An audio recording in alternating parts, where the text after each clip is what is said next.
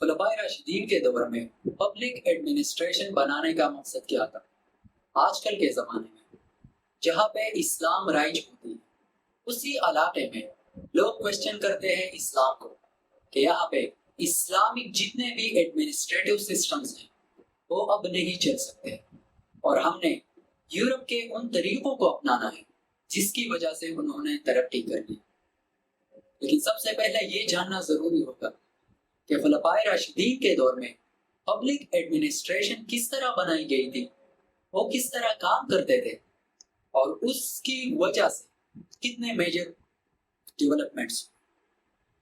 تو majority cases میں ہمیں یہ معلوم نہیں ہوتا کہ وہاں پہ پبلک ایڈمنسٹریشن کیا تھی۔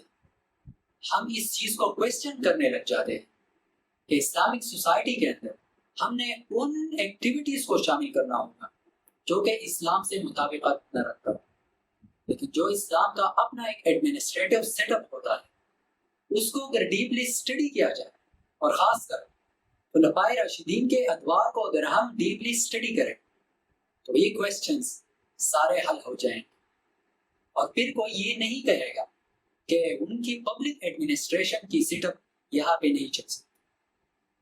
خلفائے راشدین کے دور میں جب پبلک ایڈمنسٹریشن بنائی گئی تو ان کا مقصد صرف ایک ہی تھا کہ جو خلیفہ ہے وہ تو امیر المومنین ہوگا، لیکن اس کے ساتھ ساتھ اس نے پبلک کے لیے بھی ویلفیئر کے کچھ کام کرنے ہیں۔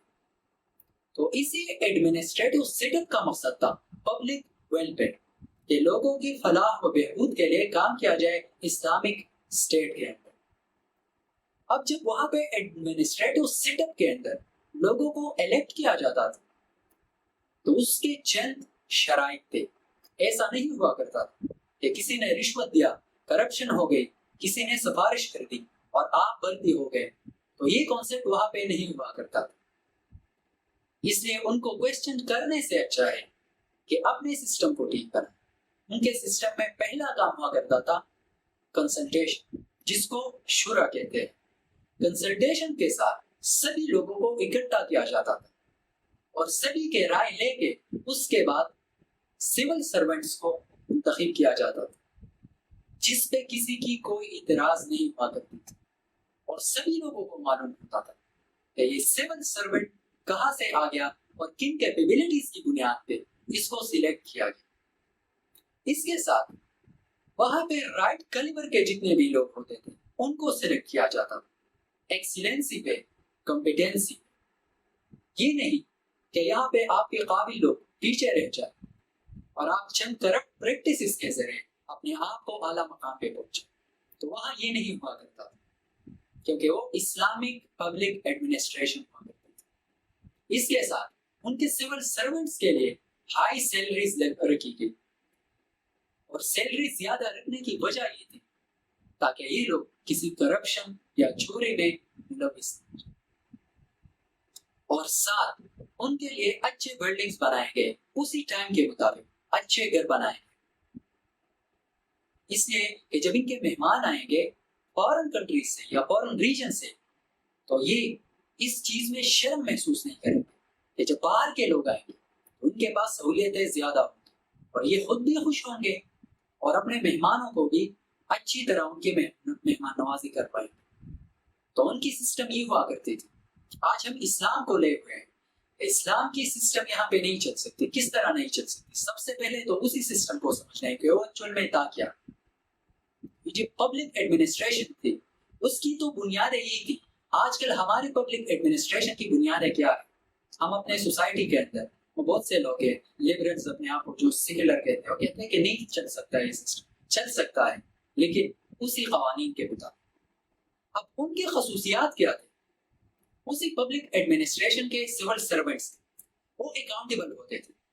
یہ نہیں ہو گیا کہ آپ کو این آر او مل گیا آپ چلے گئے، آپ پاورفل ہے آپ کو جیل سے چھڑوایا گیا آپ چلے گئے، نہیں، اس طرح نہیں ہوتا۔ اگر بادشاہ بھی ہوا کرتا تھا تو وہ بھی قاضی کے سامنے جا کے اکاؤنٹیبل ہوا کرتا تھا۔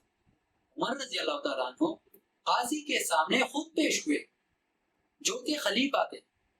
ہمارے حکمران وہ تو ڈرتے ہیں، چلے جاتے ہیں، کوئی ایک چیز کے بہانے چھوڑ جاتا ہے، کوئی دوسری چیز کے بہانے، ہم تو کورٹس میں پیش نہیں ہوتے، اور پھر ہم کوشچن کرتے ہیں اسلامک پبلک ایڈمنسٹریشن، افسوس کی بات۔ دوسری چیز کہ وہی جو لوگ ہوا کرتے تھے ان کے لیے یہ جائز نہیں تھی کہ وہ بزنس کریں یا ٹریڈ کریں، کیونکہ ان کا مقصد صرف یہ ہوا کرتا تھا کہ اپنے ریجن کے اندر لوگوں کی بھلائی کے لیے کام کیا جائے۔ ان کا مقصد یہ نہیں تھا کہ ہم ٹریڈ کریں گے، بزنس کریں گے۔ آج کل ہمارے ہاں ہر کسی کے اپنے فیکٹریز لگائے ہوئے، مختلف رپورٹس آپ کے سامنے ہیں۔ ہر کوئی اگر پاکستان کے اندر نہیں تو باہر کے کنٹری کے اندر ان کے اپنے فیکٹریز ہیں۔ اور یہ تو چھوڑ دیں، ہمارے پولیٹکس کون کنٹرول کرتا ہے؟ پاکستانی سوسائٹی ہے۔ یا آپ نے لینڈ اونر بننا ہے یا آپ نے انڈسٹریلسٹ بننا ہے، اس کے ساتھ آپ فائنینشلی اسٹرانگ ہونا چاہیے آپ کو اگر آپ الیکشن لڑنا چاہتے ہیں۔ اگر آپ کے پاس یہ چیزیں نہیں تو آپ الیکشن بھی نہیں لڑ سکتے، اور اگر آپ الیکشن نہیں لڑ سکتے تو آپ وزیر نہیں بن سکتے۔ اگر آپ وزیر نہیں بن سکتے تو آپ آگے نہیں جا سکتے، اور اگر آپ آگے نہیں جا سکتے تو آپ کرپشن نہیں کر سکتے۔ آپ کرپشن نہیں کر سکتے تو آپ کچھ بھی نہیں کر سکتے اسی سوسائٹی میں۔ اور پھر ہم کوشچن کرتے ہیں کہ اسلامک پبلک ایڈمنسٹریشن کی جو سیٹ اپ ہے وہ کچھ بھی نہیں کر سکتے۔ خدا را پہلے اس کو سمجھ لے، پھر امپلیمنٹ کر لے۔ اگر رزلٹ نہ آیا اس کے بعد چینج کیا جا سکتا ہے۔ آج کل ایسپیکٹس اسی پبلک ایڈمنسٹریشن سیٹ اپ کا ہے۔ سیلریز ہائی ہے، سب کو اچھے گھر ملے ہوئے ہیں۔ بعض اوقات ایکسیلنسی پہ لوگوں کو لیا جاتا ہے مائنورٹی کیسز میں، اور شورا تو بالکل ہوتا نہیں، پبلک کنسلٹیشن۔ لیکن جو کیریکٹرسٹکس ہونے چاہیے، خصوصیات سول سرونٹس کی، نہ کوئی اکاؤنٹیبل ہے، ہر کوئی بزنس بھی کر رہا ہے، ٹریڈ بھی کر رہا ہے، اور لوگوں کی بھلائی اللہ رحم۔ Thank you.